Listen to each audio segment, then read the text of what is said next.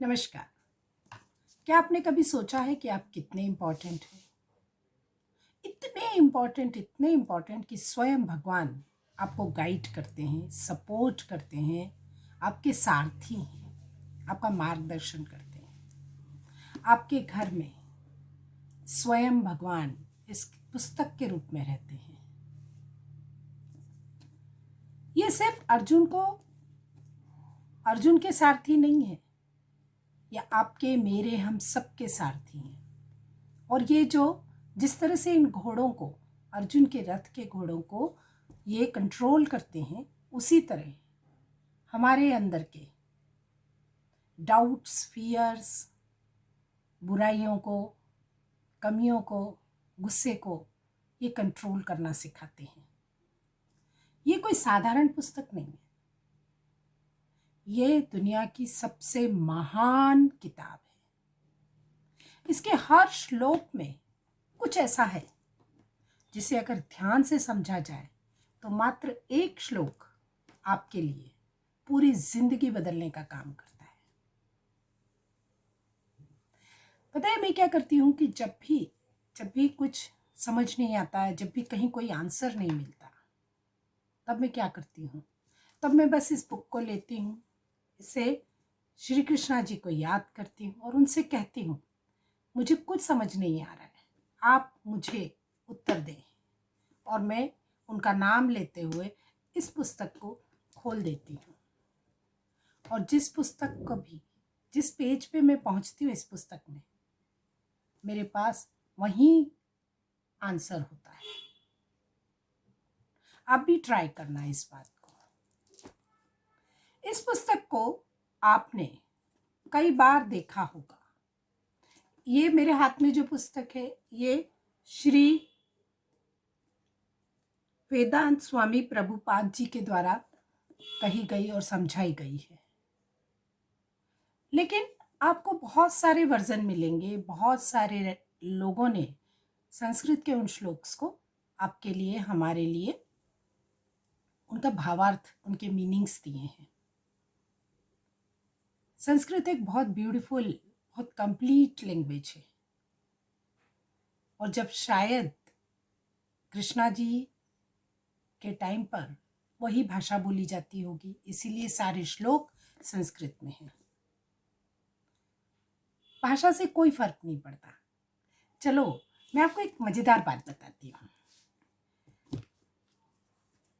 Manifestation के लिए आज तक बहुत सारे प्रोसेस, बहुत सारी टेक्निक्स आप अपनाते रहे हैं। ये चाहिए, वो चाहिए, सब कुछ चाहिए। तो हमारी भगवत गीता में इसके लिए बहुत सारे तरीके हैं। फिलहाल मैं एक श्लोक की तरफ आपका ध्यान ले जाना चाहूंगी। थोड़ा सा ध्यान से जब भी आप किसी श्लोक को समझेंगे, अपनी बुद्धि लगाएंगे, तो आपको उसके अंदर का हिडन मीनिंग मालूम पड़ जाएगा, जो कि सिर्फ और सिर्फ आपके लिए है। आज मैं बात कर रही हूं अध्याय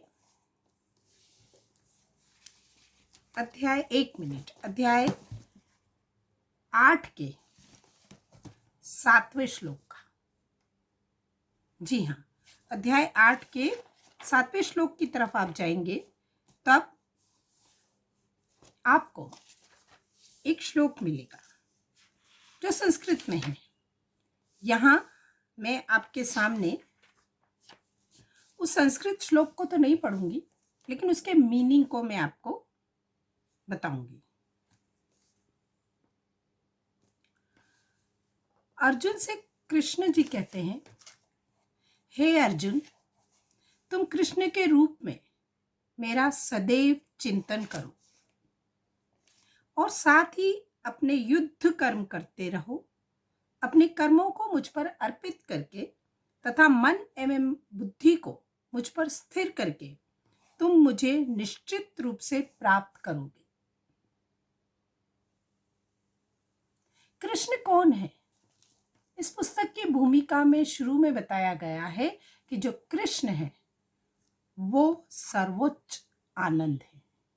कृष्ण का मतलब है कृष्ण वर्ड का मतलब जो उसमें बताया गया है वो है सर्वोच्च आनंद, हाईएस्ट प्लेजर। इस श्लोक में सीधे सीधे आपको मैनिफेस्टेशन का प्रोसेस बताया गया है कि सर्वोच्च आनंद हम सभी को वही चाहिए। अगर हम कार मांगते हैं तो सर्वोच्च आनंद मिलता है, घर मांगते हैं तो सर्वोच्च आनंद मिलता है। हम अपने लिए लाइफ पार्टनर, लव मांगते हैं तो भी हम सर्वोच्च आनंद को प्राप्त करना चाहते हैं। जब हम अपनी लाइफ में बेबीज चाहते हैं या हम अपनी लाइफ में धन चाहते हैं, ऐश्वर्य चाहते हैं, सुख चाहते हैं किसी भी तरह का, तो वो क्या है? वो सीधे सीधे सर्वोच्च आनंद को पाना है, यानी कृष्ण को पाना है। इस श्लोक में जो भावार्थ है उसको मैंने जो समझा है वो मैं अब आपको बताती हूँ, आप भी ध्यान से सुनिएगा। इस श्लोक में सीधे सीधे प्रोसेस ये बताया गया है कि सर्वोच्च आनंद यानी कि कृष्ण, यानी कि जो कुछ भी या सब कुछ, जो भी कुछ आपको हाईएस्ट प्लेजर देता है, उसको, जो कि आपकी इच्छा अनुसार हाईएस्ट प्लेजर है, जो आप चाहते हैं, उसे, जो आपको बहुत प्यारा है, कैसे पाया जाए, उसे कैसे हम हासिल करें। उसके लिए मुझे जो समझ में आया मैंने उसको पॉइंट्स बनाए हैं, आप गौर करिएगा। पहला है कि तुम कृष्ण के रूप में मेरा सदैव चिंतन करो, यानी कि उसके बारे में सोचते रहो जो तुम्हें चाहिए, तुम्हारा हाईएस्ट प्लेजर। हमेशा उसके बारे में सोचते रहो, चिंतन करते रहो, जो कुछ चाहिए उसके बारे में, उसके अलावा कुछ नहीं। सोचते हुए, नंबर 2 पर है, सोचते हुए अपने इस लक्ष्य, लक्ष्य क्या है?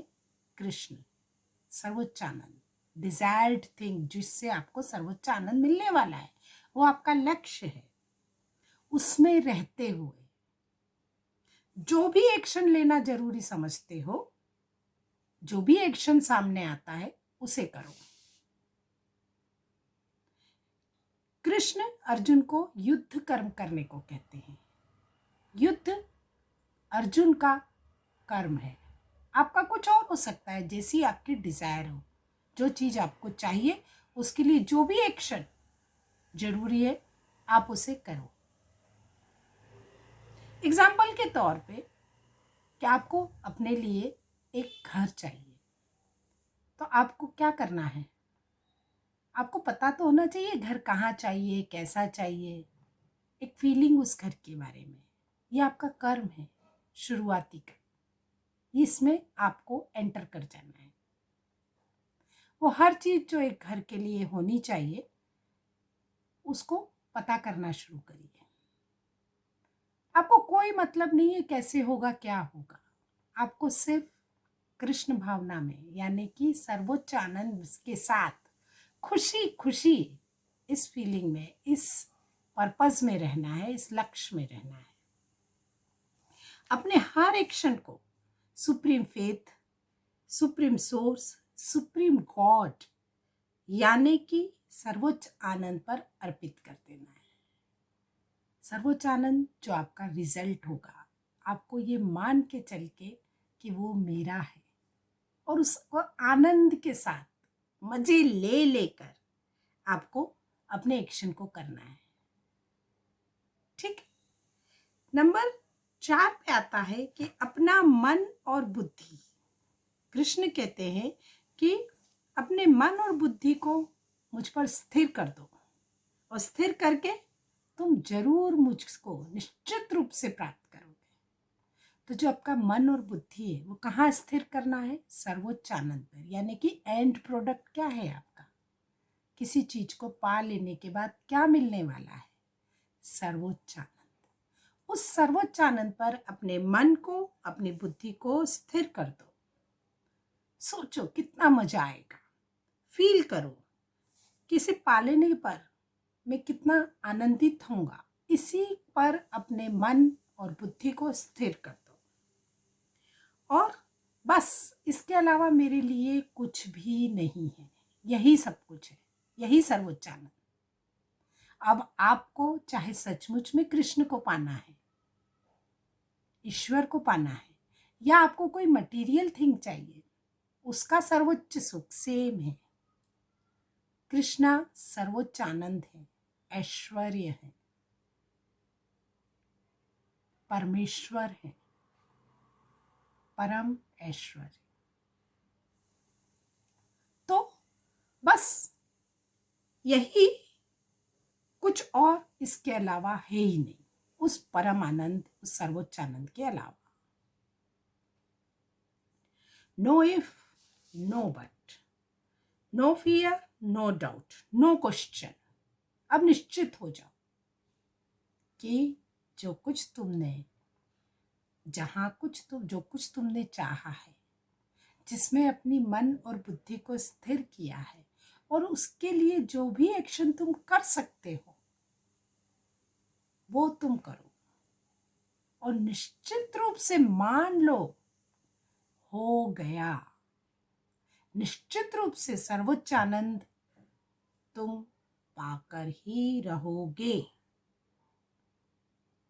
अंत में श्री कृष्ण जी कहते हैं कि तुम मुझे निश्चित रूप से प्राप्त करोगे। उस सर्वोच्च आनंद को आप निश्चित रूप से प्राप्त करोगे। मैनिफेस्टेशन का इतना प्यारा सा प्रोसेस, सिंपल सा प्रोसेस। श्री कृष्णा जी आपको मुझे गाइड कर रहे हैं, आपको मुझे बराबर मार्गदर्शन दे रहे हैं, हमारे सारथी बने हुए हैं। और इस किताब में लिखी हुई बात, इसको सत्य का प्रमाण नहीं चाहिए, ये स्वयं सत्य है। आप इसे करके देखिए। और मैंने जैसा कहा, अध्याय 8 के 7वें श्लोक को आप पढ़ के देखिए, आपको मेरी बात ठीक से समझ में आ जाएगी। जय श्री कृष्ण। फिर मिलते हैं किसी नए श्लोक के साथ, नए अर्थ के साथ। नमस्कार।